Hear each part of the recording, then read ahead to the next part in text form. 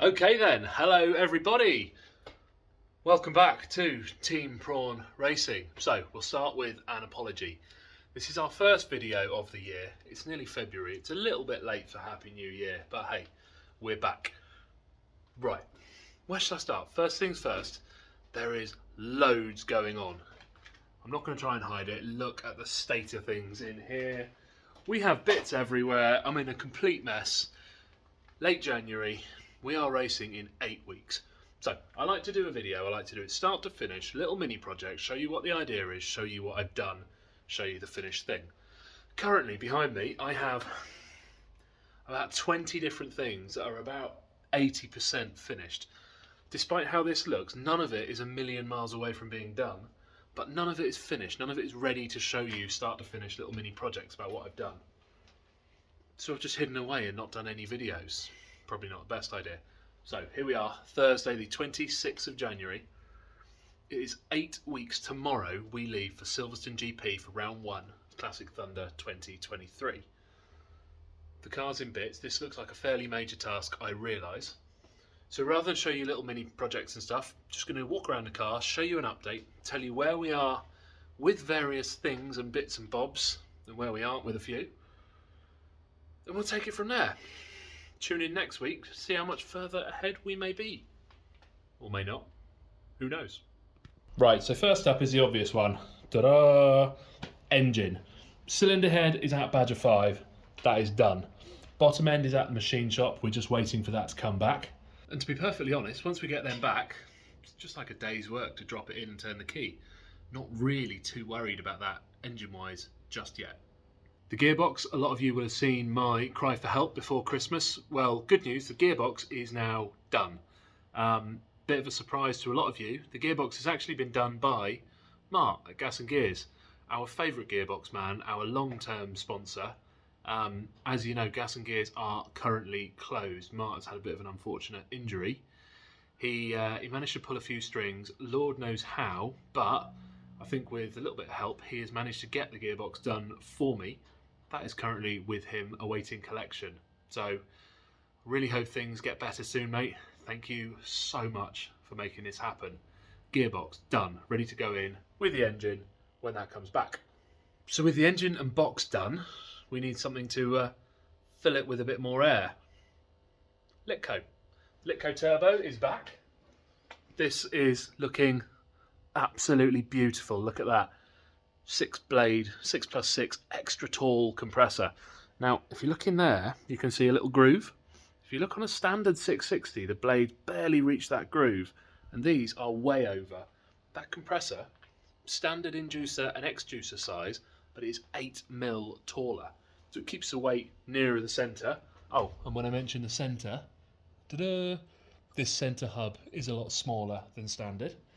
And if I spin it over, we have a bigger turbine as well. So the turbine is 2mm bigger than standard. And again, the centre hub on that is absolutely tiny compared to stock. So actual blade area is up. As well as an uprated compressor and turbine, there's also uprated bearings. So I believe Garrett have 8 bearings in the bearing pack. And there's actually 9 around this, which apparently makes for a more stable bearing unit and allows it to balance up better. So, really excited to see what happens with the Litco Turbo when that goes on. So that's engine, turbo and box dealt with. Now, as well as that, I wanted to make some changes to the braking system, and we got this dual master cylinder bias box from Alex at DTA, which is made by Combrake. Now, I have recorded a whole separate video on this, which I will show you at some point. This has not been the bolt-on item I expected, and frankly, this is not well made, and I'm not very happy with it at all. There is a ton of rework gone into this with help from a couple of people, but I am determined to make it work. Now, these have a reputation for being fairly crap, and I'm starting to see why. So that'll be another video, but I'll give you a super quick rundown. These are Ali. Don't trust Ali studs holding my entire life effectively on 4 M8 threads into Ali. general engineering principles, 1.5D. So you'd be really surprised to hear that these bolts only have 10mm of engagement into this alley thread. Not overly happy. As well as that, this plate on the end, this plate, bearing in mind Alex only test fitted this and drove it around his unit, this was bent outwards. Clearly not strong enough. Yeah, not too happy about that. That's by the by. As preparation for this, one standard pedal box, let me hold this up, I'm reinforcing that with some plate. That's actually what I'm out here to weld up tonight, but I thought I'd film this before I forget and you get another week without any video. I'll show you where I've got to with that next week. So that's being reinforced. Whilst we're on the topic of reinforcement, I have also reinforced the bulkhead. So a lot of the problem with these is bulkhead flex. So we've got a 2mm plate in there that is shaped, it's welded all around. Some of the welding's all right, some of it's not. That is in there, that has made the bulkhead a hell of a lot stiffer than it used to be to combat some more flex. So that's engine, gearbox, turbo and braking system up to date. So not too much, hey?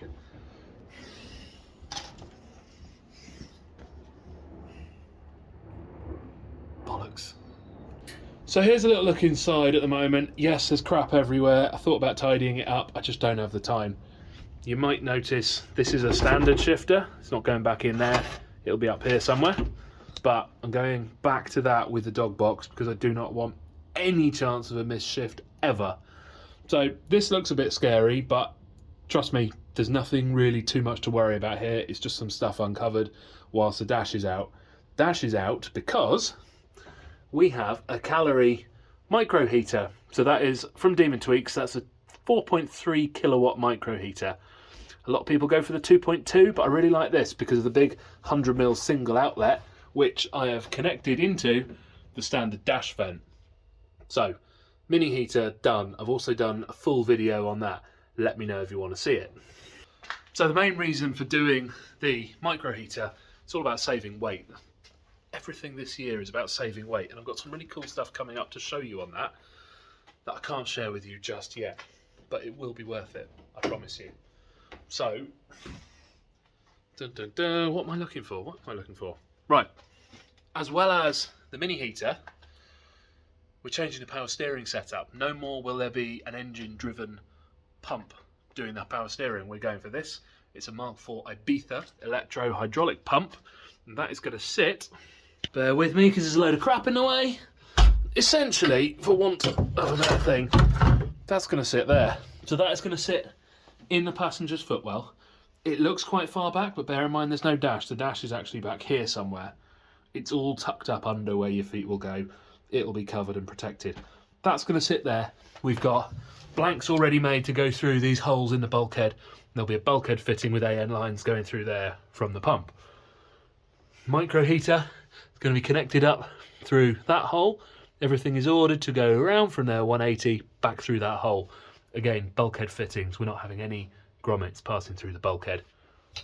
So there you go. A little bit of an update where we are right now. Hopefully not too difficult for me to edit. Hopefully you're seeing this tomorrow night. You can probably tell I'm talking quite quickly, partly because I'm excited about what's going on, and partly because it's bloody freezing out here and I want to fire up the welder and get some heat in this place. 8 weeks. Build it, finish it, run it in, dyno it, road test it, track test it, iron out any issues. It's going to be tight, but we haven't failed before and we're not going to fail again. Sorry for the silence for a couple of months. As you can see, I've been quite busy, just haven't had the time to share a load of stuff with you. Hope you guys will like this one. Let me know what you think about this. We're going to be doing a weekly check-in. It might be very short if I'm up against it, it might be a little bit longer. A weekly check-in, a countdown, 8 weeks to go until round 1. Have fun, take care, like, share, subscribe, all the usual. See you next week. Cheers, guys.